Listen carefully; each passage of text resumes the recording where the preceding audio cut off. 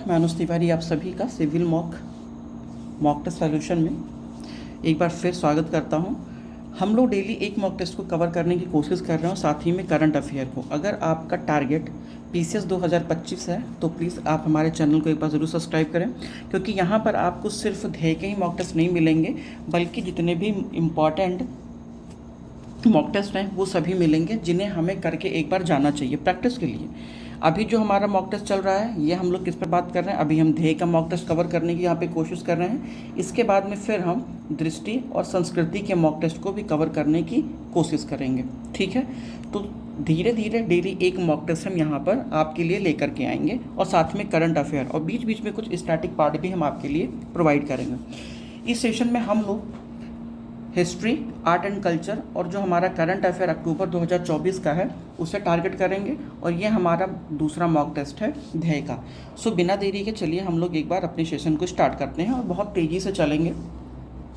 संभवतः मध्य युग की किसी भी अन्य घटना का सभ्य संसार पे इतना प्रभाव नहीं पड़ा जितना कि भारत जाने में समुद्री मार्ग के खुल जाने से, मतलब जितने लोग भारत में गए हैं उसका सबसे ज़्यादा इफेक्ट पड़ा है, ठीक है। यह कथन किस इतिहासकार का है? विलियम हंटर का है, डाडवेल का है, स्टैनली लेन पूल का है, जगन्नाथ सरकार का है। यह स्टेटमेंट किसका है? तो ये स्टेटमेंट है डाडवेल का। क्लियर है? स्टेटमेंट किसका है? ये डाडवेल का स्टेटमेंट है। इस बात को आप ध्यान रखिएगा कि ये बात कौन कहता है, तो ये बात डाडवेल ने कहा। अगले प्रश्नों पे, निम्नलिखित घटनाओं को उनके कालक्रम में व्यवस्थित कीजिए। शाहजहां द्वारा हुगली में पुर्तगाली बस्तियों का पराक्रमण, वास्को डिगामा का भारत आगमन, गोवा में पुर्तगालियों का किला निर्माण या पुदुचेरी पर फ्रांस का आक्रमण। इनमें से कौन सी घटनाएं कब हुई हैं, हमें ये सीक्वेंस में लगाना है और हमें ये बताना है कि कौन सा इसमें से दिए हुए क्रम में सही है। वास्को डिगामा भारत कब आया है? तो वास्को डिगामा भारत सबसे पहले आया है 1498 के आसपास आया है। उसके बाद में शाहजहां का आक्रमण कब हुआ है? तो 1632 में हुआ है। शाहजहां का आक्रमण 1632 में हुआ है। वहीं पर गोवा पर कब्जा कब किया गया है? तो गोवा पर कब्जा 1510 में, और फिर पुदुचेरी पे फ्रांसीसियों का आक्रमण 1814 में हुआ है। सो हमारा राइट विकल्प कौन सा हो जाएगा? हमारा राइट विकल्प हो जाएगा 2, 3, 1 और 4, इसलिए ए वाला हमारा विकल्प सही होगा। अगले प्रश्नों पे, 1612 में कैप्टन वेस्ट ने सूरत के बंदरगाह पर पुर्तगालियों को पराजित किया। सूरत पहला भारतीय नगर था जहां से अंग्रेजों ने अपने साम्राज्य की नींव रखी। फ्रांसिस डे ने पोर्ट सेंट जॉर्ज की स्थापना 1632 में किया। हमें ये बताना है कि इनमें से कौन सा कथन आपका सही है। इनमें से आपका तीसरा स्टेटमेंट गलत है, पहला और दूसरा स्टेटमेंट सही है। तीसरा स्टेटमेंट आपका क्यों गलत है? क्योंकि ये 1632 में नहीं हुआ था, ये कब किया गया था? तो 1639 में किया गया था। बाकी सब कुछ ठीक है। अगले प्रश्नों पे, बहादुर शाह प्रथम ने अंग्रेजों के द्वारा पुनः लगाए गए जजिया कर को समाप्त कर दिया। उसने राजपूतों को उनके प्रदेश लौटा दिए तथा सूबेदारों के अहदे भी दिए। संभाजी के पुत्र साहू जी को 1707 में मुगलों की कैद से मुक्त कर दिया गया। सो आप देखेंगे कि ये वाला स्टेटमेंट आपका गलत है। क्यों? क्योंकि लौटाए तो गए थे लेकिन सूबेदारों का ओहदा नहीं, मतलब उनका पद नहीं दिया गया था। बाकी ठीक है। पहला आपका स्टेटमेंट सही है, तीसरा स्टेटमेंट सही है, दूसरा स्टेटमेंट गलत है। हमसे पूछ रहे कौन सा स्टेटमेंट सही है, तो 1 और 3 आपका सही हो जाएगा, बाकी स्टेटमेंट्स आपके गलत हैं। अगले प्रश्नों पे, हमें व्यक्ति और उनके योगदान को मैच करना है। जॉब चार्नॉक, तो जॉब चार्नॉक किससे संबंधित है? तो जॉब चार्नॉक को हम जानते हैं कलकत्ता के संस्थापक के तौर पे, तो ए का हमारा चौथा, इसलिए ए वाला विकल्प हमारा सही हो जाएगा। वहीं पर अगर मैं विलियम नॉरिस की बात करूं, तो विलियम नॉरिस किसके लिए जाने जाते हैं? तो ये औरंगजेब के दरबार में ब्रिटिश दूत के रूप में भेजा गया था, इसलिए हमारा ए का चौथा हो जाएगा। क्लियर है? इसके बाद में अगर मैं देखूं फ्रांसिस डे, तो फ्रांसिस डे मद्रास का संस्थापक है। वहीं पर गैरोल्ड अय्यार ये बम्बई का संस्थापक है, इसलिए आपका पहला वाला विकल्प सही होगा। क्लियर है? एलिमेंट ऑफ ज्योमेट्री का संस्कृत में अनुवाद किसने किया है? विद्याधर भट्टाचार्य ने किया है, जयसिंह द्वितीय ने किया है, चंद्रगुप्त द्वितीय या फिर कालिदास ने किया है। तो एलिमेंट ऑफ ज्योमेट्री का संस्कृत में अनुवाद जयसिंह द्वितीय के द्वारा किया गया था। क्लियर है? अगर मैं आपसे थोड़ा सा इसमें से बात करूं, तो ये माना जाता है कि जो जयसिंह थे वो न केवल खगोल विज्ञान के उनकी समझ थी, बल्कि वे गणित में भी काफ़ी रुचि रखते थे। क्लियर। अगले प्रश्नों पे, गुरु रामदास ने अमृतसर नगर की स्थापना की। गुरु अर्जुन देव ने स्वर्ण मंदिर का निर्माण करवाया। गुरु तेग बहादुर की मृत्यु मुगल शासक अकबर के काल में हुई है। इनमें से कौन सा कथन आपका सही है, हमसे ये पूछा जा रहा है। तो इसमें से कौन सा विकल्प हमारा सही है? तो देखिए, अगर मैं प्रश्न संख्या 7 की बात करूं तो आप 7 में थोड़ा सा अगर गौर करेंगे ना, तो आपका तीसरा वाला स्टेटमेंट गलत है। क्यों? तीसरा वाला इसलिए गलत है क्योंकि गुरु तेग बहादुर की मृत्यु अकबर के शासनकाल में नहीं हुई है, औरंगजेब के शासनकाल में हुई है, इसलिए ये विकल्प आपका गलत है। सही क्या होगा? 1 और 2 आपके सही हो जाएंगे, इसलिए सी वाला आपका सही होगा। अगले प्रश्नों पे, रणजीत सिंह को राजा की उपाधि किसने प्रदान की थी? शाहशुजा ने, जमान शाह ने, वेक्टर जेवेंटोन ने, या फिर चार्ल्स मेटकाफ ने? हमें ये बताना है कि रणजीत सिंह को राजा की उपाधि किसने दी थी। तो ये किसने दिया था? जमान शाह ने दिया था। क्लियर है। आगे बढ़ते हैं प्रश्न संख्या 9 पर। प्रसिद्ध पंजाबी प्रेम महाकाव्य हीर रांझा की रचना किसने किया है? बुल्ले शाह ने किया है, वारिस शाह ने किया है, या फिर अमृता प्रीतम, या फिर गुरु नानक ने किया है? सो ये किसने किया है? ये वारिस शाह ने किया है, वारिस शाह ने किया है। ऐसा माना जाता है कि जो वारिस शाह थे ये प्रसिद्ध पंजाबी एक सूफी कवि थे जिन्होंने हीर रांझा की रचना की है। और सबसे खास बात है कि इन्होंने एक अमर प्रेम काव्य भी लिखा है जिसके गीत और आज भी नाटकों में प्रचलित हैं। अगला प्रश्न, मंगलौर की संधि 1778 में 1784 में वॉरेन हेस्टिंग के समय में हुई है। टीपू सुल्तान की मृत्यु के बाद मैसूर में सहायक संधि को स्वीकार किया है। मद्रास की संधि लॉर्ड कॉर्नवालिस के साथ में हुई है या उनके समय में हुई है? इनमें से कौन सा कथन हमसे सही है ये बताना है।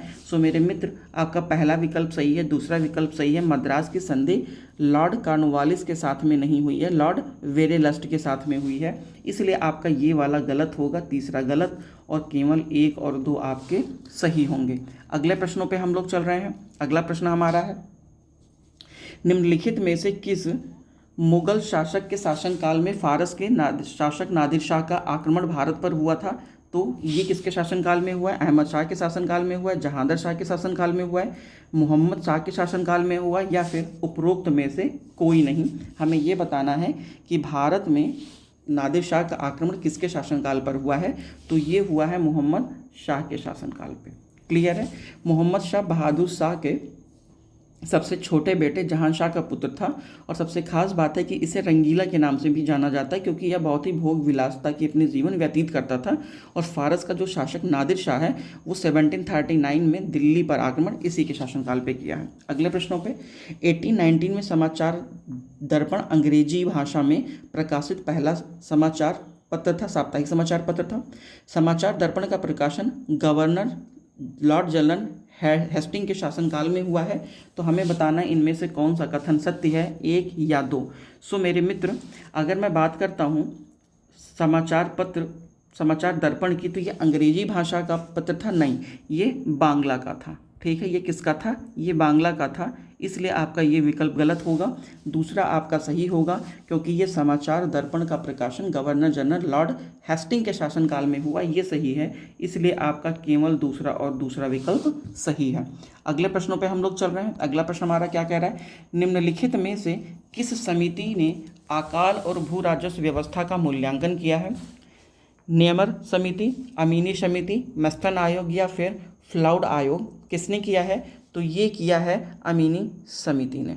क्लियर है। मैं अगर अमीनी समिति की बात करूं तो 1778 में इसकी स्थापना की गई है, जिसका मेन उद्देश्य भू राजस्व नीति तथा अकाल की स्थिति में उनका मूल्यांकन करना था। ये आपका राइट हो जाएगा। अगले प्रश्नों पे, दादा भाई नौरोजी ने भारत की प्रति व्यक्ति आय 20 रुपये वार्षिक बताई है। उन्होंने इस अनुमान को 1867-68 के लिए प्रस्तुत किया। उन्होंने डिस्कवरी ऑफ इंडिया की रचना की है। तो ये गलत है क्योंकि discovery of India Pandit Jawaharlal Nehru ji की है, तो ये स्टेटमेंट आपकी गलत होगी। बाकी पहला और दूसरा स्टेटमेंट सही है। दादा भाई नौरोजी ने किस पुस्तक में किया? Poverty and un-British rule of India में ये चीज़ें बताई हैं। कौन सा कथन सही होगा? 1 और 2 आपका सही होगा और बाकी सारे गलत होंगे। तीसरा तो हमारा गलत होगा। अगले प्रश्नों पे हम लोग चल रहे हैं। अगला प्रश्न है कि कौन सा स्थान है, उससे कौन से क्रांतिकारी संबंधित हैं? तो गोरखपुर से कौन थे? गजाधर सिंह थे। बी का पहला कहीं पर है, बी का पहला, इसलिए हमारा ए वाला विकल्प सही हो जाएगा। वहीं पर अगर मैं सुल्तानपुर से बात करूं तो शहीद हसन, इनका संबंध किससे है? इनका संबंध सुल्तानपुर से है।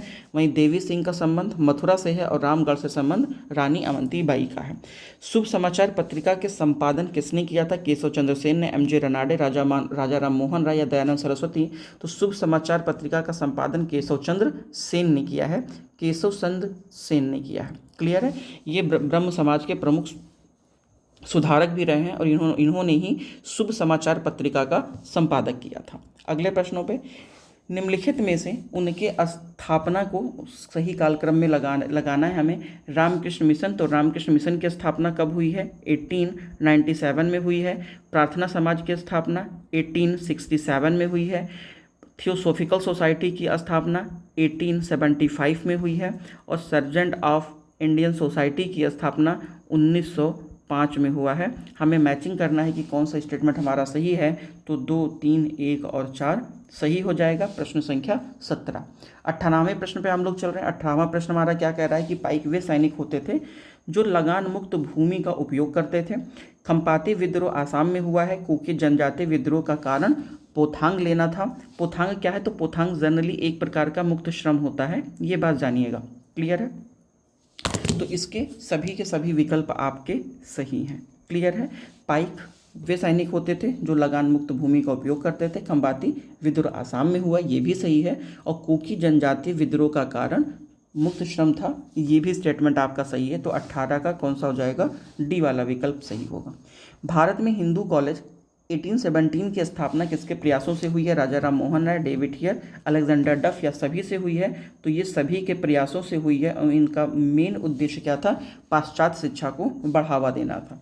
प्रश्न संख्या 20 पे हम लोग चल रहे हैं। प्रश्न संख्या 20, तामलुक की समानांतर सरकार ने तूफान पीड़ितों के लिए सहायता कार्यक्रम प्रारंभ किया। ठीक है, इस सरकार ने सशस्त्र विद्युत वाहिनी का गठन किया और इस वाहिनी की सदस्य मातंगिनी हजारा की आंदोलन के दौरान गोली लगने से उनकी मृत्यु हुई थी। प्रश्न संख्या 20, कौन सा कथन सही है? तो आपका ए भी सही है, बी भी सही है और सी भी सही है, इसलिए आपका डी वाला विकल्प सही हो जाएगा। क्लियर?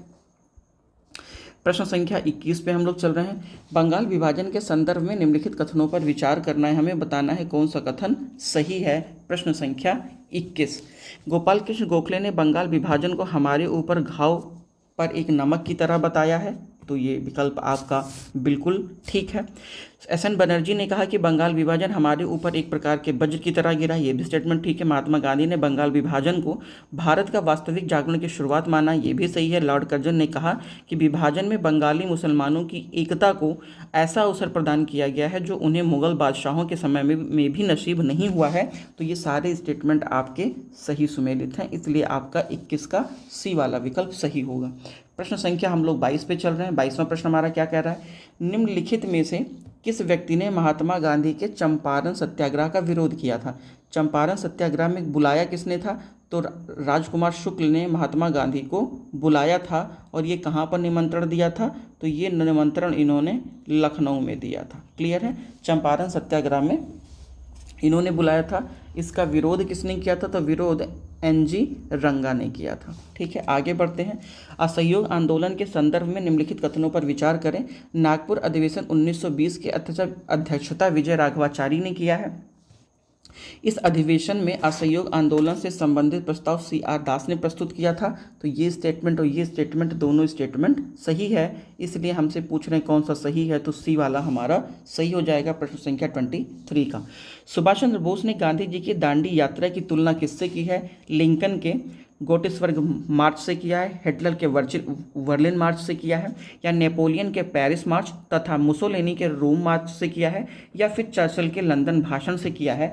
तो सुभाष चंद्र बोस ने गांधी जी की दांडी यात्रा का जो तुलना किया है वो नेपोलियन के पेरिस मार्च और मुसोलिनी के रोम मार्च से किया है। क्लियर है? प्रश्न संख्या 24 का सी वाला विकल्प सही होगा। सविनय अवज्ञा आंदोलन के दौरान दांडी यात्रा के समय गांधी जी ने किस अमेरिकी पत्रकार को अपने आश्रम में ठहराया था? तो ये किसको ठहराया था? वेब मिलर को ठहराया था। 1930 के आसपास की ये घटनाएं हैं। प्रश्न संख्या 26 पर हम लोग चल रहे हैं। मिहिर भोज ने अपने सिक्कों पर वाराह की आकृति को अंकित करवाया है, ठीक है। वह स्वयं को विष्णु का अवतार मानता, तो बिल्कुल ठीक है। कथन और कारण दोनों सही है और कारण कथन की व्याख्या करता है। ऐसा इसलिए क्योंकि जो मिहिर भोज है, मिहिर भोज स्वयं को आदि वाराह की उपाधि से इसलिए बोलता है क्योंकि वह खुद को विष्णु का अवतार मानता है और अपने सिक्कों पर उसने वाराह की आकृति को अंकित करवाया है। क्लियर। विग्रहराज चतुर्थ को कवि बांधव की उपाधि दी गई थी। विशल देव ने अजमेर में एक विद्यालय की स्थापना की थी। विशल देव विग्रहराज में स्वयं हरिकेल नाटक की रचना की है। प्रश्न संख्या 27 हमसे कह रहा है कि कौन सा इसमें से आपका विकल्प सही होगा। तो विकल्प हमसे पूछ रहे हैं, तो तीनों के तीनों विकल्प इसमें से सही हैं। पहला, दूसरा और तीसरा भी सही है। प्रश्न संख्या हम लोग 28 पे चल रहे हैं। विद्वान एवं उनकी कृति, हमें ये बताना है कि कौन सी किनकी कृति है और उसमें से कितने हमारे सुमेलित हैं। धनपाल का तिलक मंजरी, प्रश्न संख्या हम लोग 28 पे हैं। तो धनपाल का तिलक मंजरी ये बिल्कुल सही है। वहीं मैं धनिक की बात करूँ तो मृत संजीवनी, ये मृत संजीवनी धनिक की रचना नहीं है। धनंजय की मैं बात करूँ तो 10 रूपक, ये धनंजय की रचना है। वहीं पर 10 रूपाओं लोक की मैं बात करूँ तो ये भट्ट हलायुध की रचना है, तो नहीं, ये इनकी रचना नहीं है। इसलिए आपका पहला और तीसरा सिर्फ और सिर्फ 2 स्टेटमेंट ही मैच कर रहे हैं मैचिंग में, बाकी आपके सही सुमेलित नहीं है। निम्नलिखित में से कौन सी सामाजिक प्रकृति पूर्व मध्यकाल में उभर करके सामने आई है? व्यापारियों का प्रभुत्व बढ़ा है, ब्राह्मणों का प्रभाव केवल धार्मिक कार्यों तक सीमित रहा है, भूमिदान के आधार पर एक श्रेणीबद्ध समाज की रचना हुई है, या फिर वैश्यों को राजनैतिक सत्ता में भागीदारी मिली है। इनमें से कौन सा समाज आगे आया हुआ है पूर्व मध्य काल में? प्रश्न संख्या 29। तो मैं बात करता हूँ इसमें से कौन सा विकल्प सही होगा। भूदान के आधार पर एक श्रेणीबद्ध समाज की रचना हुई है। आपको थोड़ा सा रिकॉल में करवाना चाहूँगा कि जब सातवाहन रहे हैं तो सातवाहनों ने भूदान प्रक्रिया को आगे बढ़ाया है, भूमिदान को आगे बढ़ाया है, जिससे कि सामंती शासकों का उदय हुआ है। और जब भूमि का विभाजन किया गया है या उनको भूमिदान दिया गया है, तो इससे सामंतवाद का भी बढ़ावा मिला है और श्रेणीबद्ध समाज की भी स्थापना हुई है। साथ ही में समाज स्पष्ट रूप से उच्च एवं निम्न वर्गों में भी विभाजित हुआ है तथा जातीय संरचना और अधिक जटिल हो गई है। ब्राह्मणों की भूमिका विस्तृत हुई है और वे केवल धार्मिक कर्मकांड तक ही सीमित नहीं रहे हैं, बल्कि उन्होंने कृषि, व्यापार, प्रशासनिक कार्यों में भी अपनी भागीदारी बढ़ाई है। क्लियर। प्रश्न संख्या हम लोग 30 पे चल रहे हैं। महमूद गजनवी का भारत पर अंतिम आक्रमण कब हुआ है? सोमनाथ पर हुआ है, मुल्तान पर हुआ है, कश्मीर या सिंध पर हुआ है? तो ये कहाँ पर हुआ है? सिंध पर 1027 में हुआ है। क्लियर है। आगे बढ़ रहे हैं। अगला प्रश्न हमारा कह रहा है कि निम्नलिखित में से हमें ये बताना है कि कौन सा सुमेलित है, कितने युग हमारे सुमेलित हैं। रणथंभौर 1300, चित्तौड़ 1303, देवगिरी 1311 और वारंगल 1309 कितने सुमेलित हैं? तो आपके सभी विकल्प इसमें से सही सुमेलित हैं, 4 के चारों सुमेलित हैं। फिरोज शाह तुगलक के संबंध में निम्नलिखित कथनों पर विचार करें। उसने भागीदारी प्रथा को प्रोत्साहित किया है, जागीरदारी प्रथा को प्रोत्साहित किया, तो बिल्कुल ठीक है, उसने जागीरदारी प्रथा को प्रोत्साहित किया है। प्रश्न संख्या अगर मैं 32 की बात कर रहा हूँ, उसने दीवाने खैरात के माध्यम से सामाजिक कल्याण को बढ़ावा दिया है, तो ये भी दिया है। उसने सैनिकों और अधिकारियों को वेतन के स्थान पर भूमि प्रदान किया है, तो हमें ये देखना है कि क्या भूमि प्रदान किया है, तो बिल्कुल प्रदान किया है। वहीं पर वह पहला सुल्तान था जिसने सिंचाई हेतु नहरों का निर्माण करवाया, तो ये गलत है क्योंकि ये काम FST ने नहीं किया है, फिरोज शाह तुगलक ने नहीं किया है, ये काम गयासुद्दीन तुगलक ने किया था। इसलिए चौथा स्टेटमेंट आपका गलत है। केवल और केवल 3 विकल्प आपके सही होंगे, बाकी एक आपका गलत होगा। सूची 1 को सूची 2 से हमें मिलाना है। पत्रिका और उनका प्रकाशन किसने किया है? इंडियन स्ट्रगल की स्थापना किसने किया? तो इंडियन स्ट्रगल का लेखक कौन है? तो वो सुभाष चंद्र बोस हैं, ये हमें पता है। डी का चौथा, तो 1, 2, 3 और 4 ए वाला आपका सही हो जाएगा। दी इंडियन सोशलिस्ट राज श्याम जी कृष्ण वर्मा का है। अनहिलाइजेशन of cast BR Ambedkar ji का है। इंडिया डिवाइडेड राजेंद्र प्रसाद का है, इसलिए आपका ये वाला विकल्प सही हो जाएगा। अगले प्रश्नों पे, निम्नलिखित में से किस ग्रंथ को जियाउद्दीन वर्नी द्वारा रचित नहीं माना जाता, मतलब इनमें से कौन सी रचना जियाउद्दीन वर्नी की नहीं है। फतवा ए जहांदारी ये है, तारीख़ फिरोज शाही ये भी है, तारीख़ मुबारक शाही ये नहीं है। तारीख़ मुबारक शाही किसकी रचना है, ये जियाउद्दीन वर्नी की नहीं है, ये याहिया सरहिंदी की रचना है। बाकी की जो भी रचनाएं हैं वो किसकी है, जियाउद्दीन वर्नी की है। ठीक, आगे बढ़ते हैं। कथन ए और कारण आर में हमें देखना है कि कौन से कथन सही हैं या नहीं है। न्यायंकार व्यवस्था के विघटन ने विजयनगर साम्राज्य के पतन में योगदान दिया है, तो ठीक है। नायकों ने साम्राज्य के प्रति अपनी वफादारी को बनाए रखी है, तो नहीं। आपका आर गलत है और आपका ए सही है, मतलब ए तो सही है, आर गलत है। क्यों? क्योंकि इन लोगों ने अपनी मतलब एक प्रकार से जो होता नहीं है वफादारी या प्रतिबद्धता, वो धीरे धीरे कम होने लगी थी और ये लोग अपने आप को स्वतंत्र रखने में ज़्यादा भरोसा करने लगे, इसलिए आपका ए सही और आर गलत हो जाएगा। अगले प्रश्नों पे, विजयनगर के संदर्भ में निम्नलिखित कथनों पर विचार करें।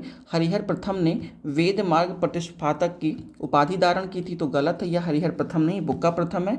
इसने 1374 में ईस्वी में चीन में एक दूतमंडल भेजा है, तो ये भी गलत है। कौन सा कथन सही है, तो इसमें से डी कोई भी सही नहीं है। प्रश्न संख्या 36, क्योंकि ये दोनों स्टेटमेंट हरिहर प्रथम से नहीं है जबकि बुक्का प्रथम से हैं। क्लियर है, आगे बढ़ते हैं। विजयनगर साम्राज्य में प्रचलित विदेशी मुद्राओं में कौन कौन शामिल था, क्रूजेडो, दीनार, फ्लोरीन या फिर डुकेट। इनमें से कौन सा सुमेलित है किससे, विजयनगर साम्राज्य से संबंधित है। कौन सी मुद्राएं, 37 का, तो सभी के सभी मुद्राएं सही हैं क्योंकि इनका संबंध किससे है, विजयनगर साम्राज्य से है। निम्नलिखित में से कौन सा एक कथन चैतन्य महाप्रभु से संबंधित नहीं है। उन्होंने भक्ति के प्रचार कीर्तन और नृत्य से किया है। उन्होंने दक्षिण भारत सोमनाथ द्वारका की यात्रा की। उन्होंने ब्रह्मसूत्र और उपनिषदों का तात्विक भाष्य लिखा है। वे जीवन के अंतिम वर्षों में पुरी में रहे। निम्नलिखित में से कौन सा कथन सही नहीं है, तो आपका सी वाला कथन सही नहीं है। क्यों? क्योंकि मेरे भाई चैतन्य महाप्रभु भक्ति आंदोलन के संत थे, ना कि वो दार्शनिक भाष्यकार थे, इसीलिए आपका सी वाला स्टेटमेंट गलत, बाकी सारे स्टेटमेंट सही हैं। बहाउद्दीन जकारिया ने भारत में सोहरावर्दी संप्रदाय की स्थापना की। चिश्ती संप्रदाय के समान सोहरावर्दी संप्रदाय के सूफी भी सादगी जीवन में भरोसा रखते थे, तो ये आपका गलत है क्योंकि जो चिश्ती संप्रदाय है वो तो सादगीपूर्ण जीवन में भरोसा रखती थी, लेकिन सोहरावर्दी संप्रदाय ये सादगीपूर्ण जीवन में भरोसा नहीं रखती थी। इनका संबंध राजघरानों से भी रहा है और सबसे खास बात है ये ऐश्वर्यशाली जीवन व्यतीत करने में भरोसा रखते थे, इसलिए कौन सा कथन सही है, केवल एक कथन आपका सही होगा। अगले प्रश्नों पे, अकबर के राजत्व सिद्धांत की व्याख्या किसने और किस ग्रंथ में की है, तो ये अबुल फजल ने किया है। किसमें, आयने अकबरी में किया है। ठीक है, अब अबुल फजल ने आयने अकबरी में किया है। आगे बढ़ते हैं। मुगल शासक अधिकारी और उनका कार्यक्षेत्र कौन किससे संबंधित है, हमें ये बताना है। तो दीवाने मुस्तौफ़ी कौन होता था, ये लेखा परीक्षक होते थे, तो ए का कौन सा हो जाएगा, तीसरा वाला, ए का तीसरा हो जाएगा। दीवाने तन का संबंध वेतन से है और सद्र उल शुदूर का संबंध किससे है, ये धार्मिक कार्यों से है। और दीवाने वयूतात ये आंतरिक वित्तीय प्रशासन से संबंधित है, इसलिए आपका ए वाला विकल्प सही हो जाएगा। क्लियर, आगे बढ़ते हैं। मनसबदारी व्यवस्था में जात एवं सवार पदों से संबंधित निम्नलिखित में से कौन सा कथन सुमेलित है। जात मनसबदार द्वारा रखे गए घुड़सवारों की संख्या होती थी, तो नहीं। सवार मनसबदारों का व्यक्तिगत वेतन होता था, तो नहीं। जात मनसबदार के प्रशासनिक रैंक और वेतन होते थे, ये ठीक है। जो जात होता था ये मनसबदारों की व्यक्तिगत प्रतिष्ठा एवं उनके प्रशासनिक रैंक एवं वेतन तय करता था। वहीं पर अगर मैं सवार की बात करूँ तो यह घुड़सवारों की संख्या एवं उनके वेतन से संबंधित होता था। क्लियर है, अगले प्रश्नों पे।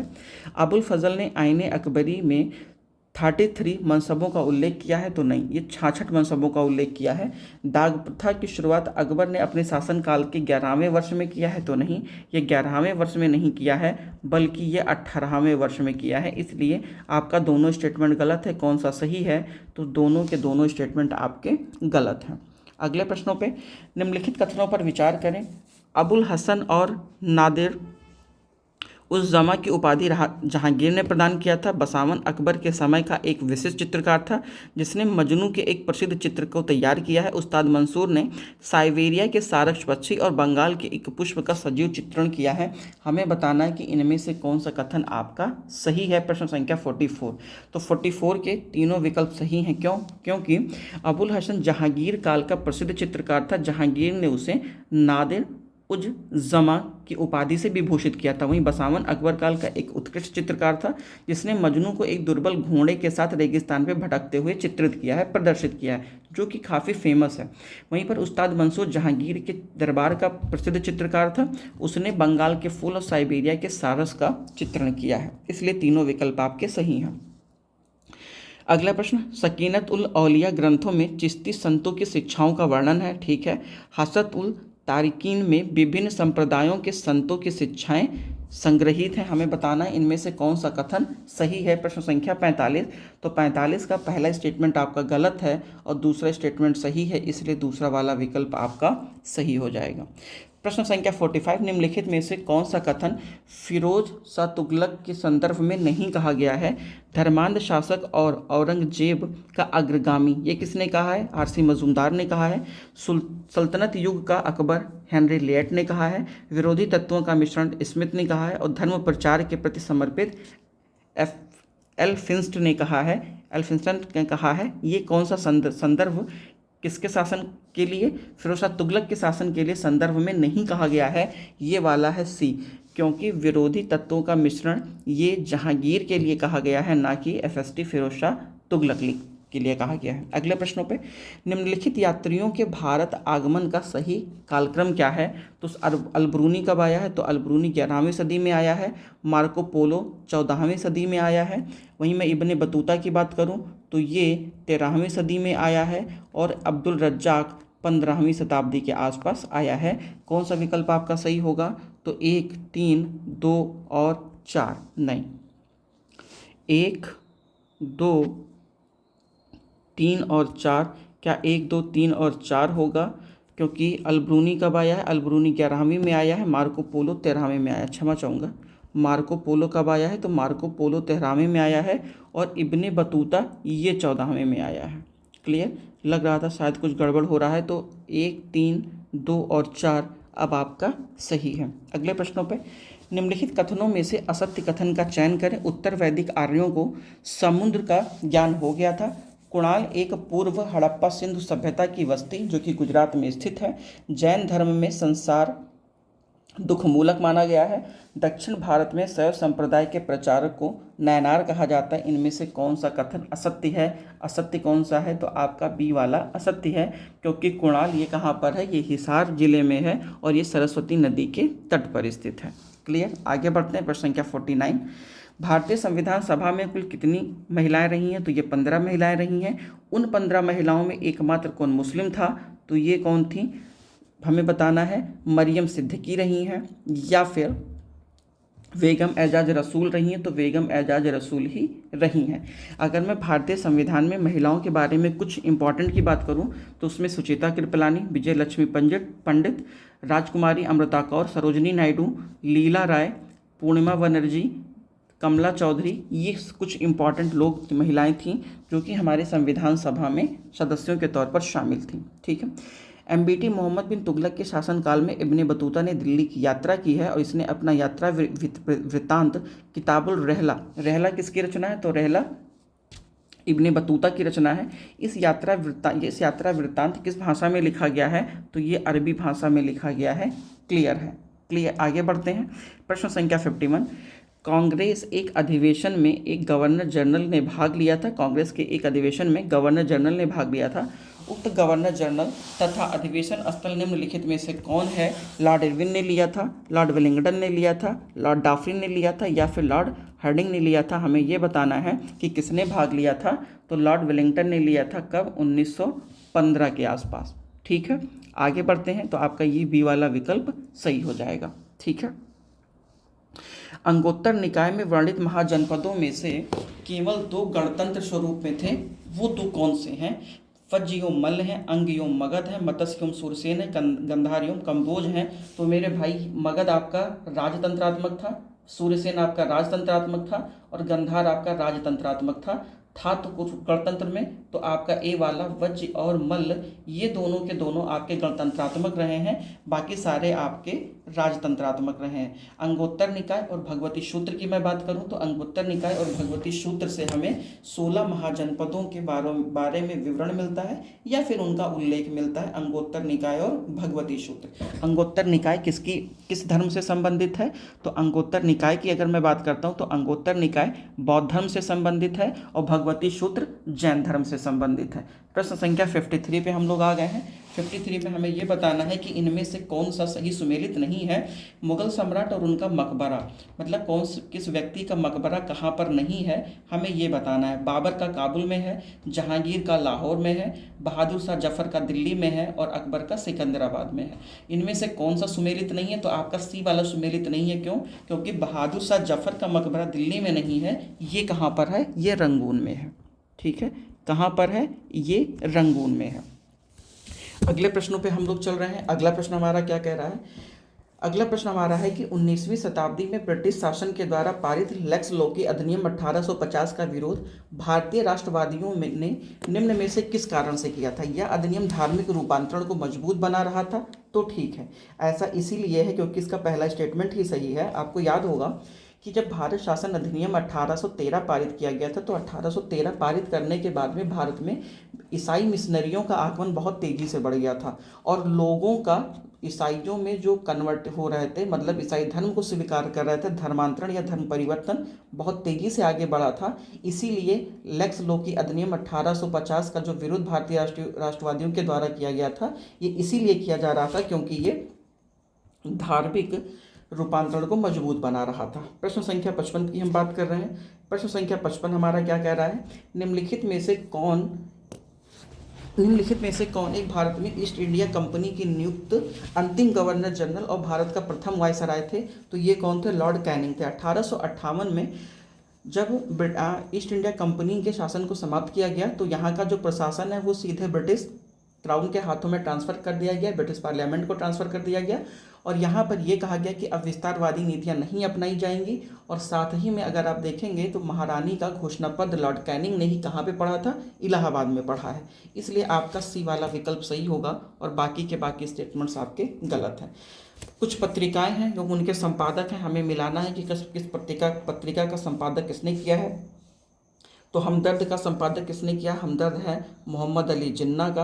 वहीं पे ए नेशन इन मेकिंग की मैं बात करूं, ए नेशन इन मेकिंग तो एस एन बनर्जी का है। सो आपका सी का चौथा और तीसरा, 4 और 3 यहाँ पर है, 4 और 3 यहाँ पर है। हिंट्स फॉर सेल्फ कल्चर, तो हिंट्स फॉर सेल्फ कल्चर किसकी है? ये लाला हरदयाल का है। वहीं पर अगर मैं आपसे बात करता हूँ ग्लिम्पस ऑफ वर्ल्ड हिस्ट्री, ये किसकी रचना है? जवाहरलाल नेहरू की है। तो 1, 2, 4 और 3, इसलिए आपका बी वाला विकल्प सही हो जाएगा। प्रश्न संख्या 56। प्रश्न संख्या 57 पे आ रहे हैं। 2 सितंबर 1946 को गठित अंतरिम सरकार के संबंध में निम्नलिखित में से कौन सा एक युग्म सही सुमेलित नहीं है? मंत्री और मंत्रालय। लियाकत अली वित्त मंत्री, जोगेंद्र नाथ मंडल रेल मंत्री, जगजीवन राम श्रम विभाग, बलदेव सिंह रक्षा विभाग, इनमें से कौन किसको नहीं मिला था? तो वहीं पर अगर मैं बात करता हूं जोगेंद्र नाथ मंडल की, तो इन्हें रेल मंत्रालय नहीं मिला था। इन्हें क्या मिला था? इन्हें मिला था विधि मंत्रालय। क्या मिला है? इन्हें मिला था विधि मंत्रालय। वहीं पर अगर मैं रेल मंत्रालय की बात करूं तो रेल मंत्रालय किसको मिला था? रेल मंत्रालय अरुणा आसिफ अली को मिला था। अरुणा आसिफ अली को मिला था रेल मंत्रालय। ठीक है, आगे बढ़ते हैं। निम्नलिखित में से कौन एक कांग्रेस के अपरिवर्तनवादी गुट का सदस्य नहीं था? CR राजगोपालाचारी, राजेंद्र प्रसाद, मोतीलाल नेहरू, सरदार वल्लभ भाई पटेल। अगर मैं वहीं पर अपरिवर्तनवादी गुट की बात करूं तो अपरिवर्तनवादी गुटों के तौर पर हम किसे जानते हैं? तो आपको पता होगा कि जब 1922 में महात्मा गांधी जी ने चौरी चौरा घटना के बाद में असहयोग आंदोलन को स्थगित किया तो उससे बहुत सारे लोगों का मोहभंग हो गया और जिन लोगों का मोहभंग हुआ उन लोगों की आइडियोलॉजी में थोड़ा सा परिवर्तन आया था। ठीक है, तो ऐसा माना जाता है कि मोतीलाल नेहरू और CR दास के नेतृत्व में कांग्रेस का एक वर्ग में ये विचार आया कि 1923 के चुनाव में भाग लेकर के विधान परिषद में प्रवेश करके सरकार का विरोध किया जाए। मतलब सरकार का अभी तक हम बाहर से विरोध कर रहे थे, लेकिन अब उद्देश्य बनाया जा रहा है कि कांग्रेस ये प्रयास कर रही है कि इन लोगों का विरोध अंदर से किया जाए। तो ये जो परिवर्तन है ये परिवर्तनवादी गुट के तौर पर जाना जाता है। बाकी अन्य लोग कैसे जानते हैं? अपरिवर्तनवादी। जो पहले से ही कांग्रेस में हैं वो लोग अपरिवर्तनवादी हैं, और जो बाकी दूसरे मत में हैं वो लोग परिवर्तनवादी हैं। तो कौन इसमें से नहीं थे? इसमें से नहीं है तो असदस्य के तौर पर अगर मैं बात करता हूँ नहीं है तो वो है आपका सी मोतीलाल नेहरू, क्योंकि वो अपरिवर्तनवादी के सदस्य रहे हैं। ठीक है, आगे इंडियन स्टैंडहर्स्ट कमेटी के संबंध में कौन सा कथन आपका असत्य है? प्रश्न संख्या 59। यह समिति थल सेना के भारतीयकरण हेतु बनाई गई थी। इसे स्किन कमेटी भी कहा जाता है। मोहम्मद अली जिन्ना इस कमेटी के कभी भी सदस्य नहीं रहे हैं। वर्ष 1925 में मोतीलाल नेहरू ने इस समिति की सदस्यता को स्वीकार किया है। तो कौन सा कथन असत्य है? तो आपका सी वाला कथन असत्य है, क्योंकि मोहम्मद अली जिन्ना और एम रामचंद्र राव इस कमेटी के सदस्य रहे हैं। प्रश्न संख्या 60 पे सूची 1 को सूची 2 से मिलाना है। विदेशों में क्रांतिकारी संगठन और उनके संस्थापक कौन है हमें ये बताना है। इंडियन होम रूल सोसाइटी के संस्थापक कौन है? श्यामजी कृष्ण वर्मा है। हिंद एसोसिएशन ऑफ अमेरिका किसके संस्थापक? सोहन सिंह भाखना है। वहीं पर पेरिस इंडिया सोसाइटी की स्थापना किसने की थी? तो मैडम कामा ने किया था। और साथ ही में यूनाइटेड इंडिया हाउस की स्थापना तारकनाथ दास ने किया है। तो डी का पहला विकल्प हमारा कौन सा हो जाएगा? 1, 4, 3 और 2, इसलिए आपका डी वाला विकल्प सही होगा। अगले प्रश्नों पे हम लोग चल रहे हैं। प्रश्न संख्या 61। निम्नलिखित में से कौन सा वर्ष 1905 में आयोजित बनारस के कांग्रेस अधिवेशन से संबंधित नहीं है? बंग भंग की निंदा की गई, स्वराज पर चर्चा किया गया, स्वराज राष्ट्रीय आंदोलन का लक्ष्य घोषित किया गया, गोपाल कृष्ण गोखले को विपक्ष का नेता बनाया गया। इनमें से कौन सा कथन आपका सही नहीं है? हमसे पूछ रहे हैं क्या गलत है? तो सी वाला आपका गलत है, क्योंकि 1906 में कलकत्ता अधिवेशन में स्वराज को राष्ट्रीय आंदोलन का लक्ष्य घोषित किया गया था, न कि 1905 में। अगले प्रश्नों पे निम्नलिखित में से किस संस्था या संगठन के द्वारा वर्ष 1857 के विद्रोह की भर्त्सना की गई है? बॉम्बे एसोसिएशन, पूना सार्वजनिक सभा, मद्रास नेटिव एसोसिएशन या फिर इंडियन नेशनल एसोसिएशन? हमें ये बताना है कि किसने उसका आलोचना की है। तो आलोचना किसने किया था? मद्रास नेटिव एसोसिएशन ने इसकी आलोचना किया है। क्लियर, आगे बढ़ते हैं। प्रश्न संख्या 63।